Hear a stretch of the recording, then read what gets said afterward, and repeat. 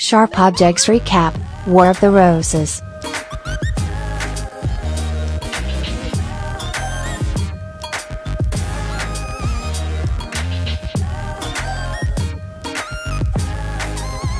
You Love Dead Girls, a sloppily drunk Emma coos to Camille in one of the opening scenes of Fix.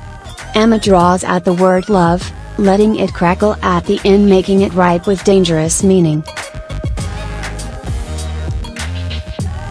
This statement, which Emma says as she drapes herself over Camille, operates as an indictment, curiosity, and a strange seduction.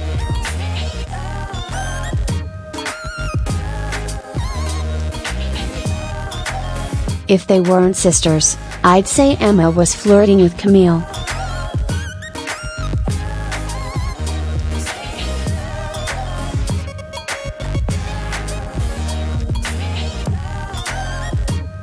Watch the way she melts onto her sister, her face growing soft. She's playing the role, the same way everyone in Wind Gap does.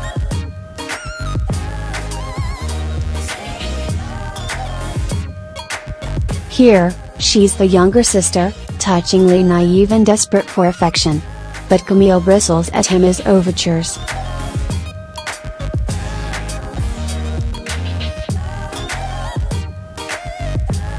Is it because there is a flash of insincerity? Is it because they are a twisted mimicry of the cloying love Adora bestows on Emma? These aspects likely all factor in.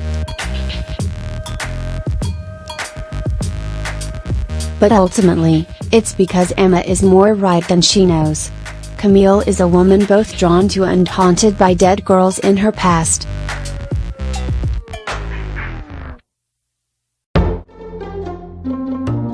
Fix deepens the knotted emotional terrain between Camille and the other women in her orbit.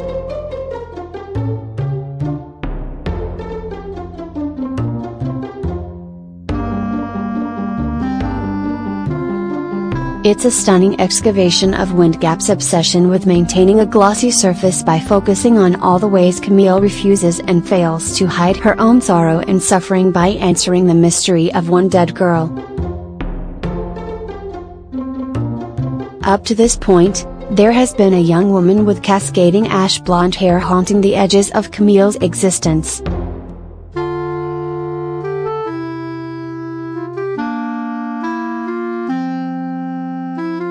At times she appears to Camille in the mirror, other times she stands at various points in Wind Gap, the lower half of her face a bloody wreck and her eyes with a mile-long glare. Fix answers the question of this girl's identity.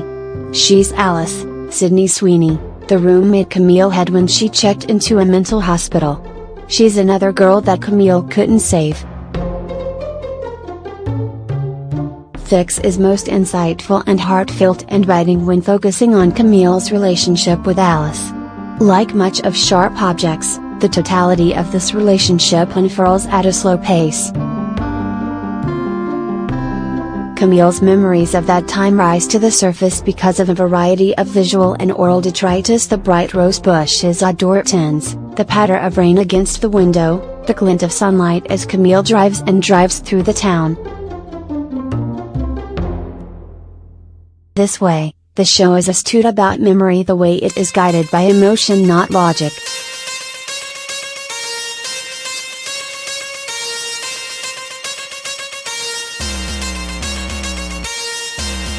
Camille brings herself to the mental hospital on a rainy night after downing the last of her booze and carving another word onto her wrist.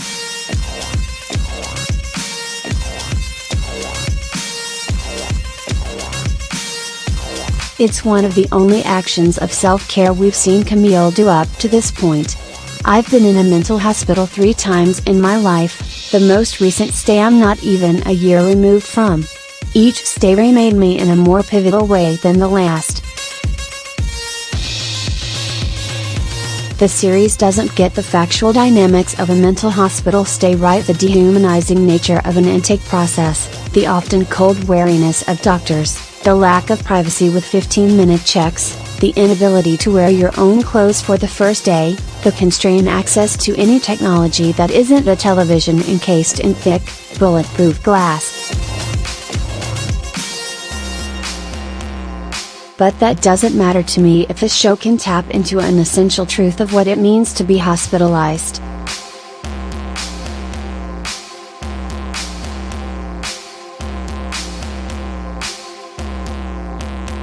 Fix does so by charting the genre of intimacy that blooms between patients, in this case Camille and Alice.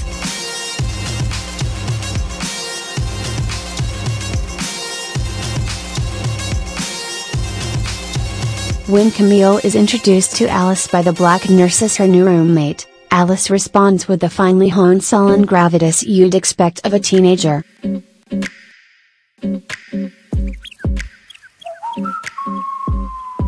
She's either in high school or not that far removed from it.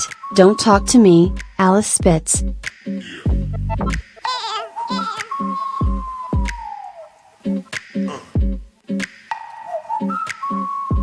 Camille responds by lifting her shirt to reveal the thick scars on her abdomen. "I'm like you," she's saying with a gesture instead of words.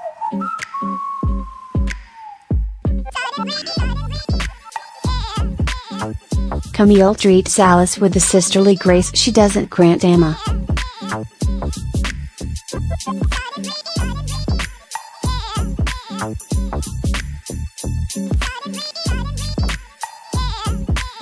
She helps her apply lipstick. They talk about the nature of their cutting.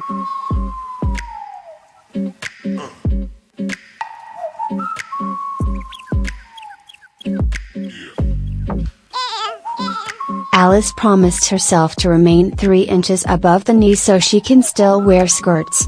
Camille hasn't worn skirts since college.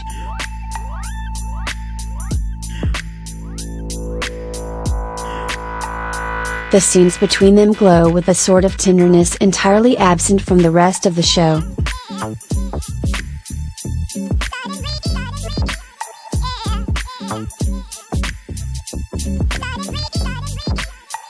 While I haven't talked extensively about Amy Adams's performance, she is a grounding presence.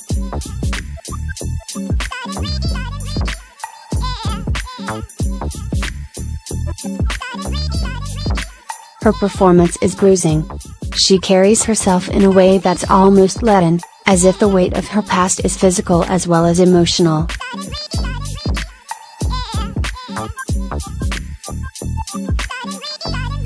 What's so moving about the scenes with Alice is we get to see Adams uncover a softer Camille, one who bends toward the light rather than cowers in the dark.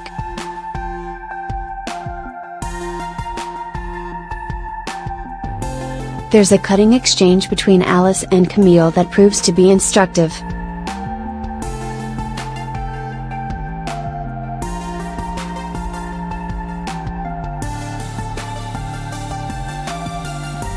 It's in the wake of visiting hours, which proves to be a glorious mess for both women.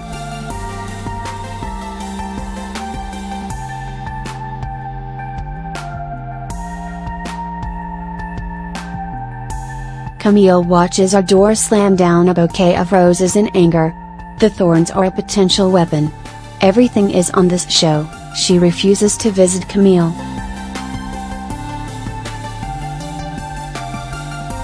It's Alan in an all-white suit like some failed Prince Charming that brings the recently shorn roses to her. Camille of course is privy to this entire exchange.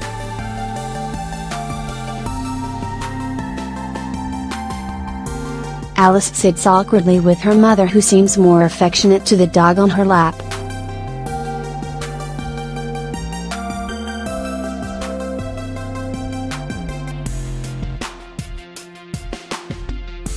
"Does it get better with your family?"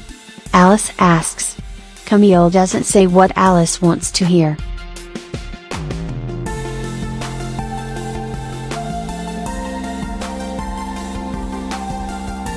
But when Alice asks what you do to navigate fraught familial bonds, Camille does share some advice.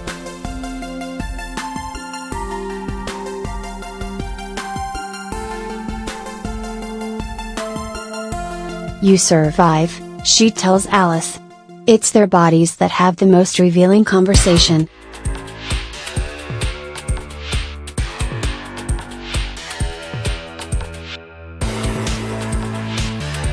turning over in their beds to face one another with the same bone-tired stance.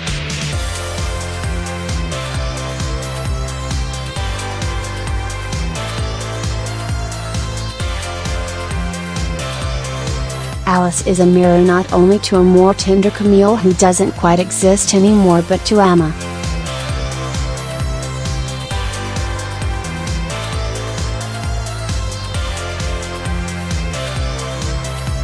Sharp Objects presents a world in which many characters act as warped mirrors to one another, which feels inextricably linked to how the people of Wind Gap hold on so fiercely to presenting the surface of their lives as beautiful and wholesome even as fractures are clearly present.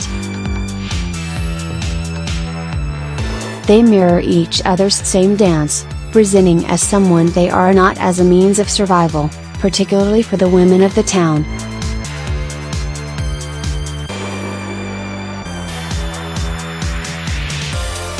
Along with digging into Camille's background, Fix also considers the price of Wind Gap's facade. Richard feels this is thwarting the investigation.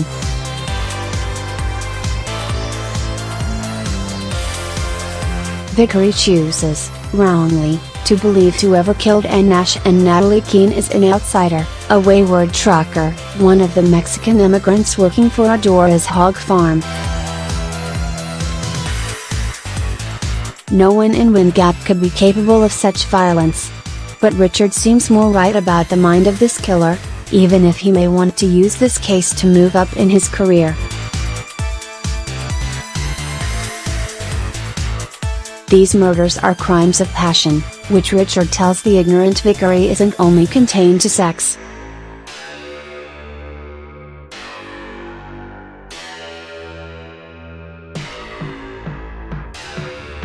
Passion doesn't always have to equal sex. This type of thing can scratch a different kind of itch. Power. Control.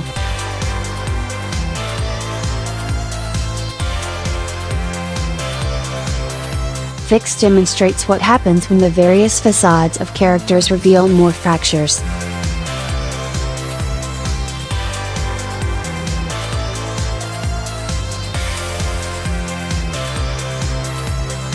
John Keene doesn't mirror the displays of masculinity stoic, drowning in alcohol to numb the hurts they refuse to bear in Wind Gap, and is punished for it by being considered a dangerous anomaly who may have killed his sister. His girlfriend, Ashley, is able to set up an interview between him and Camille, hoping this will exonerate him in the eyes of the town. I can't see that happening.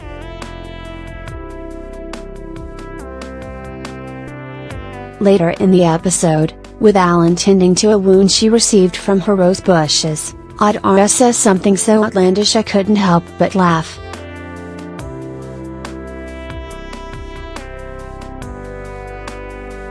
Camille makes me feel as if I've done something wrong and as if I'm a bad mother. Calling Adora a bad mother is understatement.